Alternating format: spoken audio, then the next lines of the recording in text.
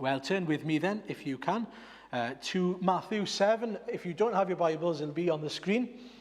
But we're coming to the end of the Sermon on the Mount. Whether that's a good thing or not, you could decide. I'm a bit sad myself, but there we are. But we're going to read then from verse 21 to the end of the chapter. Matthew 7, verse 21 to the end.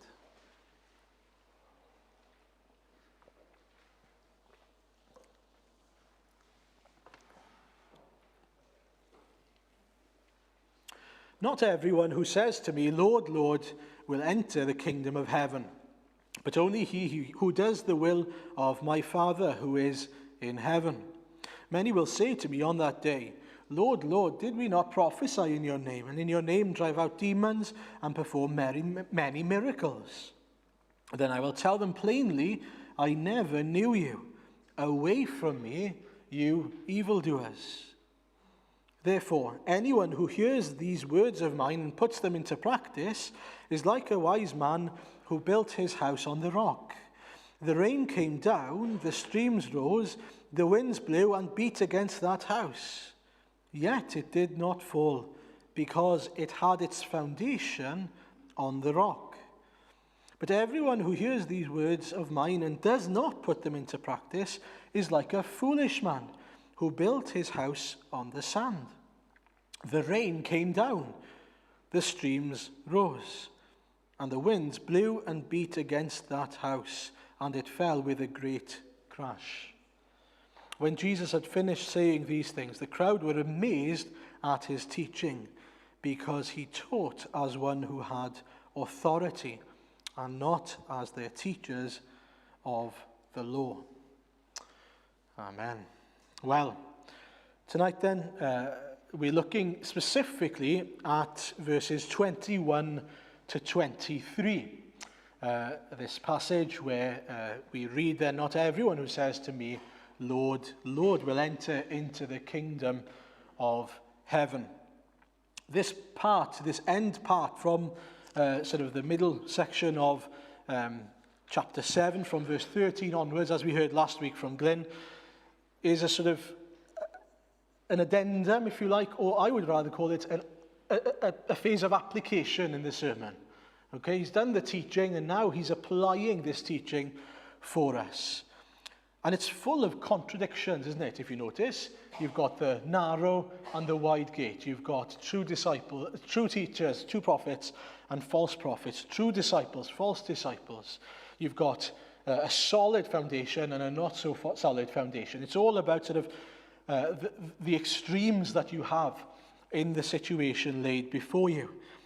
And that's what he says is the difference between listening to him and not listening to him. It is life and death. It is foolishness versus wisdom. It is the difference. It is that extreme. That's the difference between, it's not just, Jesus' advice is good, and then other advice is, it might be quite good, but not just as good as Jesus is, but it's pretty good. No, anything but what Jesus is teaching us in the Sermon on the Mount is complete foolishness. And that's what he's saying, especially at the end there. Anyone who hears what Jesus is saying and rejects it is making the biggest mistake you would possibly make. It's a big thing to say, isn't it? And so we need to realize why he's pointing out these extremes. They are that extreme. There is no sitting on the fence. And in particular, we saw a bit of that last week. Even with the narrow and the wide road, the narrow road is not attractive. It's not a road you would look at and go, oh, I'd love to be on that road. It's full of potholes, twists and turns. But the broad road, you look at it and it's like the M4. Oh, isn't that lovely? Nice and smooth. No issues on that road. And it's not a populous road, it tells us. Few find the narrow road. And so it's a lonelier road than the broad road, because everyone is on that road.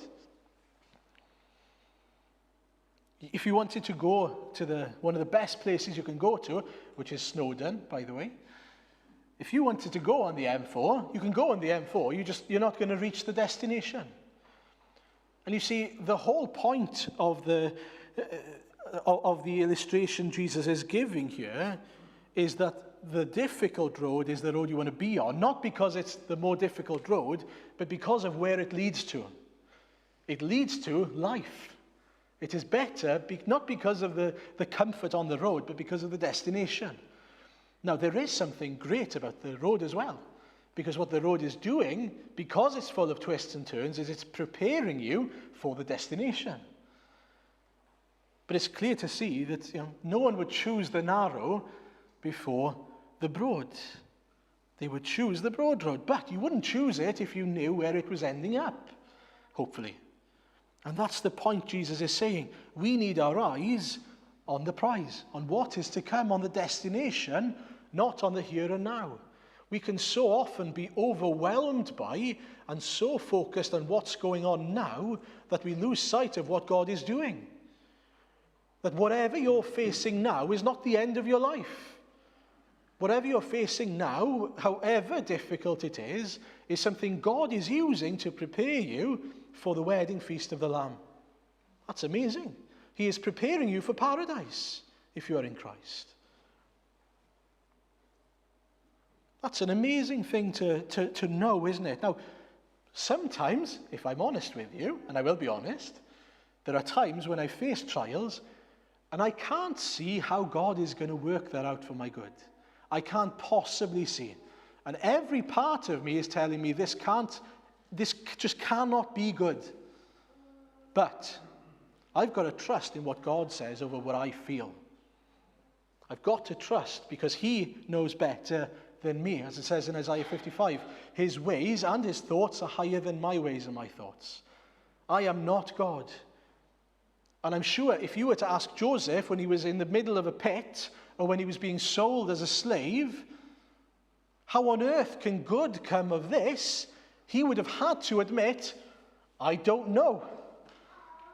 And then when the dream came, he thought, oh, glimmer of hope, light at the end of the tunnel. Do you remember? He was forgotten about. He was sent back to jail. He must have thought, oh, the light is gone again.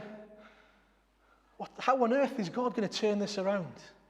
We forget, don't we? He is a God of the impossible. He is a God who does so many great things that we could never understand. And so if you're on that narrow road and it's really feeling narrow, you're really feeling like it's pressing up against you, remember to keep your eyes on what is to come, not on what is happening now. God is preparing something. And focus on who God is. Because we know who he is, he's allowed you to be in whatever trial you are in. And he's using it for your good. To go on from what John quoted earlier in 2 Corinthians 4, it says in verse 17, for this light momentary affliction, which is Paul calling almost getting killed, by the way, is preparing for us an eternal weight of glory beyond all comparison. That's an amazing thing, isn't it? He says, whatever my trials now, they are this tiny little affliction compared to the glory that's to come in heaven. So, as we look then, he says, not to the things that are seen, but to the things that are unseen. We look to God and the things of God. For the things that are seen are transient, they come and go. But the things that are unseen are eternal. And just a quick note on the broad way as well. And a warning for us. It's a broad way because anything goes on it. Anything goes. It's not about, how we live. It's not about sort of caring about many things. It's about satisfaction, the here and now. The people who go on the short road, on the broad road, have a short-term goal, which is to be enjoying the here and now. But Jesus is telling us, you will receive joy even in the here and now, but that's nothing compared to what is to come. And so a Christian needs to be remembering, my prize is to come. And Jesus says this, we hear this about Jesus himself. In Hebrews 12, it tells us that we should, like Jesus did, run with perseverance the race marked out before us. And this is what it says, fixing our eyes on Jesus, the pioneer and perfecter of our faith. And it says, for the joy that was set before him, he endured the cross, scorning its shame, shame, and sat down at the right hand of the throne of God. Consider him who endured such opposition from sinners, so that you will not grow weary and lose heart. What he's saying there is when Jesus was facing the cross, he wasn't looking at the cross. He was thinking about what came after the cross. His eyes were on being at the right hand of the Father and having his redeemed people, us, with him in glory. And so he endured the cross knowing what was to come. We endure the narrow road knowing what is to come. That is how we persevere, knowing what God has chosen for us in Christ. So that's the broad and narrow road. And then in the fellowship group this week, we looked at true and false prophets. And the way to recognize a true prophet is by their fruit, we heard. And that has loads of implications for us. In particular, unless you see someone who is bearing fruit, don't place any weight on their teaching. Don't follow them. Don't sit under their authority. That's a warning for us. This is a very simple one. But ultimately, Jesus' point is clear, isn't it? If the people who are teaching and who are leading you, under shepherds of God, are becoming like Jesus in their own walk, then surely that's a sign that God is at work in them. And we've already heard them again, the fruit of the Spirit. What are they? They are not communication skills. They are not some air of confidence. What are they? Well, they are love, joy, peace, forbearance, kindness, goodness, faithfulness, gentleness, and control. Those are the things to look out for. And those are the things that we should all be seeking in ourselves. So that's where we've reached. We are to enter in through the narrow gate, to be on the narrow road. And the narrow road is people who are teaching you this is what God says, this is what Christ is saying. Follow him. The main focus tonight then is this, and this is the question I've got for us. What will Jesus say to you on the last day? What will Jesus say to you when you face him?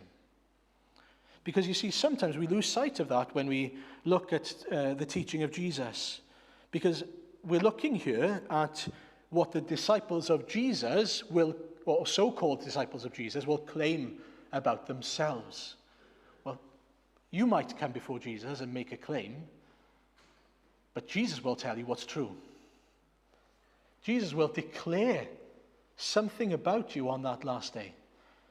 That's a sobering thought. These people who say, Lord, Lord, some of them will say, did we not prophesy in your name? Did we not drive out demons? Etc., etc. I don't believe that they are trying to pull the wool over Jesus' eyes. I think they're genuinely convinced. But that doesn't mean that they're right with Jesus. Jesus will declare whether they know him or not. And so the question is not what are you going to tell Jesus on the last day? What's Jesus going to tell you? What will he tell you? You are all of us are going to face him on that last day. And what we've got here then is a disciple or disciples, an example, if you like, that Jesus gives us of what it means to be a false disciple, whether they understand it or not. And what are they banking on? Have you noticed? They're banking on their own works, aren't they? They are saying, did I not do this, that, and the other? Did I not prophesy in your name? Cast out demons? All things that we would associate with God's people. They may outwardly seem godly, they may do godly works. That does not mean that you know Jesus Christ. It does not mean that you know Jesus. And for one, he's surely challenging people like the scribes and Pharisees that were around at the time. He's surely asking them to consider, are you placing your faith on yourself and on your own works, your own efforts, thinking that the things you have done, standing on the street corners and praying, doing good things like giving money away, as we've heard, and fasting and so on, are those the things that you think have got you to where you are now before Jesus? And the big lesson for us here is that fruit and acts are two different things. Fruit and acts are two different things. People can do things but not know Jesus. What you can't do is bear fruit unless you know Jesus. He said that in the last passage, in fact, just before it. And it is a passage that is part of this passage that we're reading. It's not sort of apart from it or in two sections. He says a good tree, verse 18 of Matthew 7, a good tree cannot bear bad fruit, and a bad tree cannot bear good fruit. That's what he's telling us.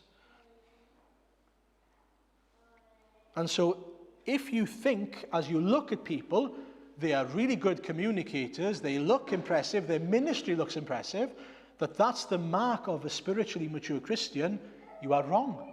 That's not how we are to gauge where someone stands. How should we gauge it? Well, are they loving? Are they joyful? Are they full of the peace of the gospel? Are they forbearing? Are they kind? Is there some goodness to them? Are they faithful? Are they gentle? Are they self-controlled? Now, those are things you won't see. You can be a good communicator or a bad communicator, but still have those fruit. Now, we've seen recently in the morning series in 1 Samuel that there's a difference between acknowledging God and knowing God. Big difference. You can acknowledge who he is. You can even try to please him without knowing him. We've got to understand that doing things for Jesus is not the same as knowing him.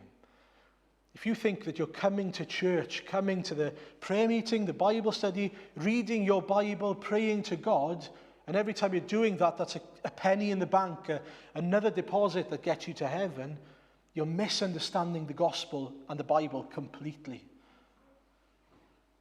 What Jesus is telling us is no amount of good works, no amount of ministry even, can bring you to a point where you're saved, where you know Jesus. They are two very different things. You could be a great preacher. You can even, God can even bless a ministry. You can use the truth when it's not coming from the mouth of someone who is saved. And we saw that recently. Do you remember when we went through Thessalonians? We also looked at Acts 16. And in Acts 16, you've got a demon, possessed woman. She's a slave woman. And she's following Paul and the rest of the crew around in Acts 16, verse 17. And this is what she shouts, okay? These men are servants of the Most High God, who are telling you the way to be saved. I don't know about you, but those sound like great words, don't they? Wouldn't you be saying, Amen? Tell them again. What does Paul do? He casts out the demon, and she goes away. Now, it's not the same thing. God can do amazing things. That doesn't mean that the person is right with God. It's the same when you think of Judas. Judas was one of the 12.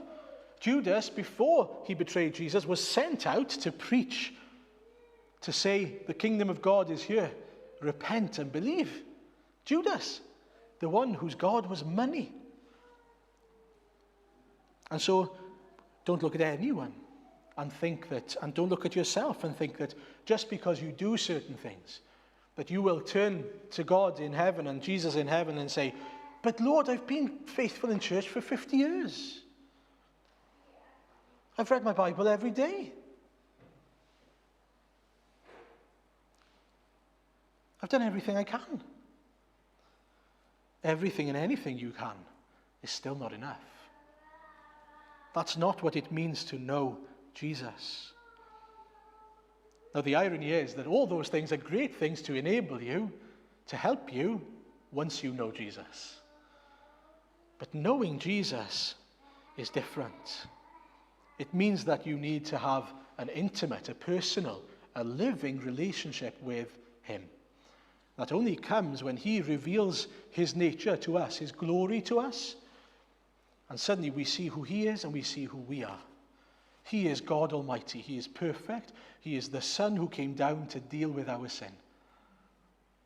In light of that, we realize I'm a sinner and I need grace. I need to be saved. I need forgiveness. I need new life. I need a clean slate, a new heart. How do I get that? I turn to Jesus, the one who provides it.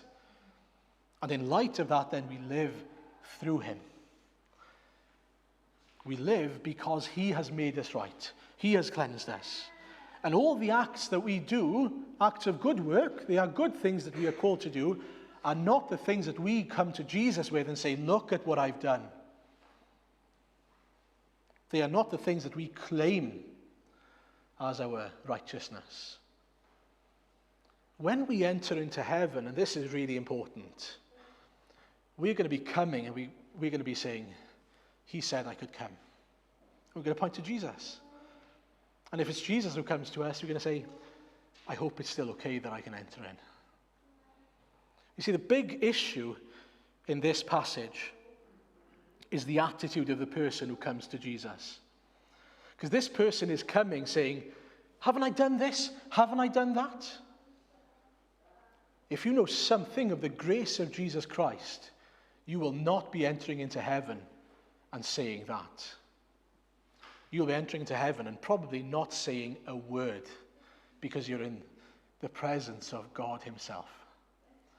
And we will fall down on our feet, on our face, and we will worship him. We will not come to him and say, look at what I've done. We'll be saying, thank you, Jesus. I don't deserve to be here. Can I still come? I'm so sorry for the way I've let you down, but thank you that I can still enter in. That's how we should be. Not thinking that we are somehow justifying the reason for being there. We need to understand that when it comes to the gospel, I bring nothing to the table. I bring nothing to the table. I will not enter into heaven saying, but Lord, I preached to all these people. I did good works. I did this, that, and the other. Because even those things are things that are not good enough. Those things are not good enough to wipe away all my sin. I'll simply be reminded as I look to Jesus, I enter in because of you. Thank you.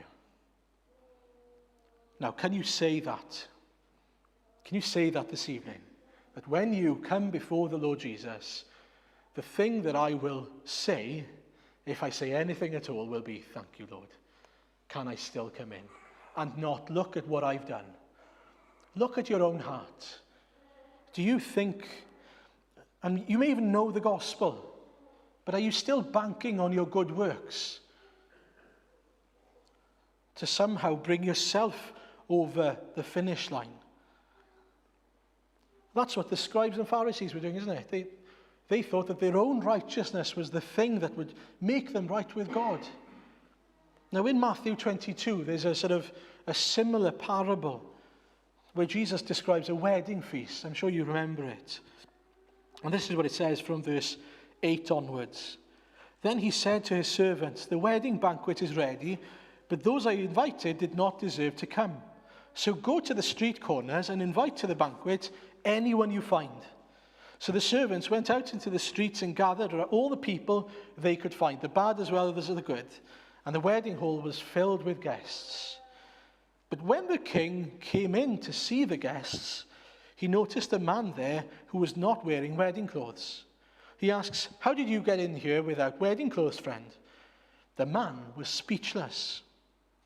Then the king told the attendants, tie him hand and foot and throw him outside into the darkness, where there will be weeping and gnashing of teeth. For many are invited, but few are chosen. Now, for one, the parable is also about Jews and Gentiles, and about how the Jews had rejected the invitation, and so the Gentiles were invited in. But it's also more broad than that, in that what happens here is it tells us something about the invitation we have been given. The invitation is not something we deserve. But in order to be in and to stay in the wedding, you've only got to do one thing: accept the wedding clothes. Did you notice that? They come in from the street corners, right? They clearly weren't dressed for the wedding, so they must have been given wedding clothes. But there's this one person who's come along, whether he was invited in the first place, probably not, or not. And the question is, how did you get in here without wedding clothes? What are those wedding clothes? Well, the righteousness of Jesus. The righteousness of Jesus. And so, whoever you are, good or bad in terms of your morality on earth, you need one thing to enter into heaven: wedding clothes. You need to be dressed in the righteousness of Christ. And that's the big question here. Have you put it on? Have you accepted it? Have you said, my best is not good enough, but he lived a perfect life. He died a sinner's death so that I can accept and enter in. Now, Jesus says something else here, one small thing. You'll notice verse 21.